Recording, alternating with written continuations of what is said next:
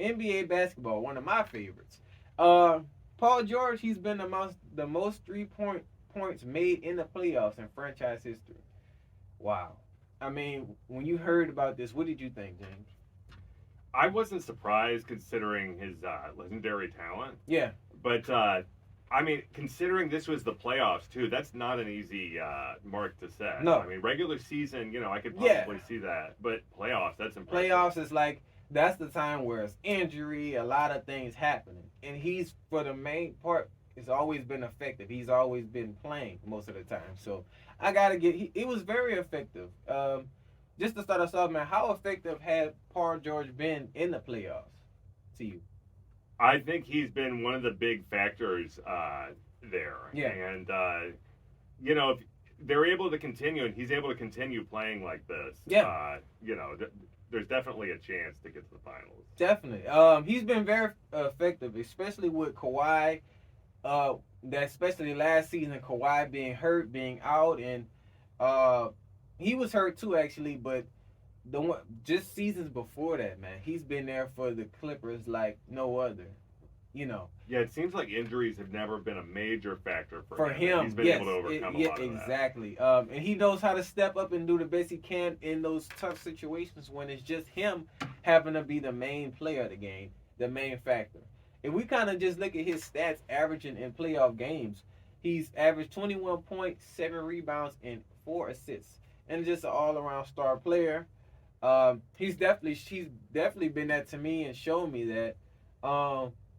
But just to keep us going, man, based off his stats alone, and when you think about all the work he's put in with the Clippers, does he deserve to have a statue built after his career is done? If he brings them to the finals, then they win, of course. Yeah. I think there needs to be a statue of him outside of the Clippers arena. Yeah. And people need to remember his achievements. Yeah, definitely.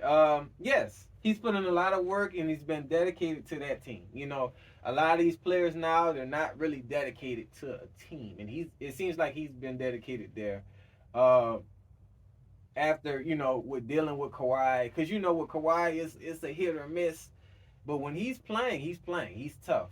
But when he's out, it's like he doesn't want to be in. But yeah, he's been that main anchor. And this was before Russell even came in the picture. He's been their main anchor. Harden is kind of, he has his moments. He's still kind of on the side to me. But Paul is definitely like, you're going to get 30 from him. You know that. He's dependable. Yeah, he's going to get 30. For example, man, with him, the game against him and the Rockets, I think he was the main star of that game, and he just showed out. He showed out. And that was one of his major highlight games to me that a lot of people talk about.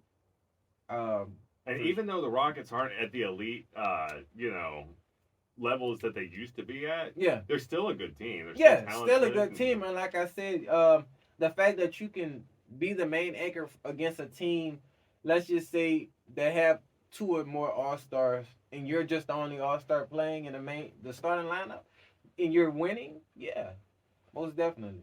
Most definitely. And just to end us, man, if the Clippers win, let's just say they win, everybody's healthy, they take it all, does Paul deserve to be MVP, or would you give this season to Russ? That's a really interesting question. Yeah. And I think it really all depends on their numbers when it's all over. Mm-hmm. But then what about impact plays? Yeah. So you got to combine the two of those.